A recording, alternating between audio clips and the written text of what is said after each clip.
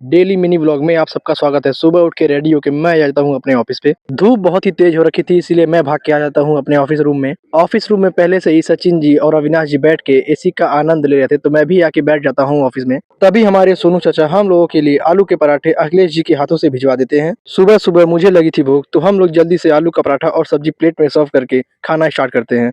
खाने का टेस्ट बहुत ही अच्छा था। खाने के बाद हम लोग अपने अपने बाइक पे बैठ के निकल जाते हैं अपने एरिया के लेखपाल माधव गुप्ता भैया के घर पे जाने के लिए। आज हम जा रहे थे भैया के नए वाले घर पे, क्योंकि उनके छत का लेंटर लगने वाला था आज। छत पे पहुंचने के बाद हम लोग देखते हैं कि उनका काम पहले से ही शुरू हो चुका था। छत पे पहुंचने के बाद भैया हमें लेंटर की खुशी की मिठाई खिलाते हैं। थोड़ी देर उनसे बातचीत करने के बाद और उनका काम देखने के बाद हम छत से नीचे आ जाते हैं, और नीचे आने के बाद हमारा आ जाता है फोन ऑफिस से। तो फिर हम ऑफिस पे जाने के लिए निकल देते हैं अपने अपने बाइक से। ऑफिस से पहुंचने और थोड़ी देर रेस्ट करने के बाद हमारे सोनू चाचा भी आ जाते हैं कुछ इंपॉर्टेंट पेपर लेके। आनंद भाई और सोनू चाचा मिल के पेपर के बारे में डिस्कस करने लगते हैं। सारी बातें डिस्कस करने के बाद अब बारी आती है हमारे उज्जैन ट्रिप के बारे में डिस्कस करने की। मैं आपको बता दूं, हम लोग कुछ दिन में जाने वाले हैं उज्जैन महाकाल के दर्शन करने के लिए। इतनी सारी बातें करने के बाद अब हमें लग जाती है भूख, तो हम लोग अपनी कार लेके तुरंत निकल जाते हैं कहीं बाहर कुछ खाने। पूरे रास्ते में बातें करते और हंसते हंसते हम लोग थोड़ी देर में पहुंच जाते हैं राती नगर।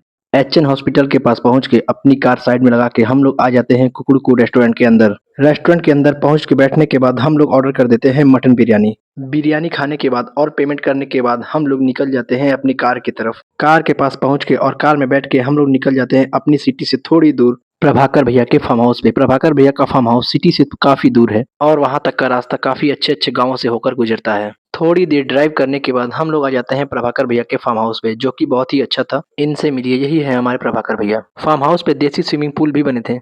उसके बाद प्रभाकर भैया हमें अपनी कार और अपनी बाइक से ले आके अपना गांव घुमाते हैं। भैया बोलते हैं आज आपको मैं अपने हाथ का देसी चिकन खिलाऊंगा। तो फिर क्या, हम लोग पहुंच जाते हैं उनके साथ उनकी कार में उनके बगीचे में, जहां कई सारी देसी मुर्गे मुर्गियां घूम रही थी। देसी चिकन रेसिपी ब्लॉग के लिए मिलते हैं अगले ब्लॉग में। बाय बाय दोस्तों।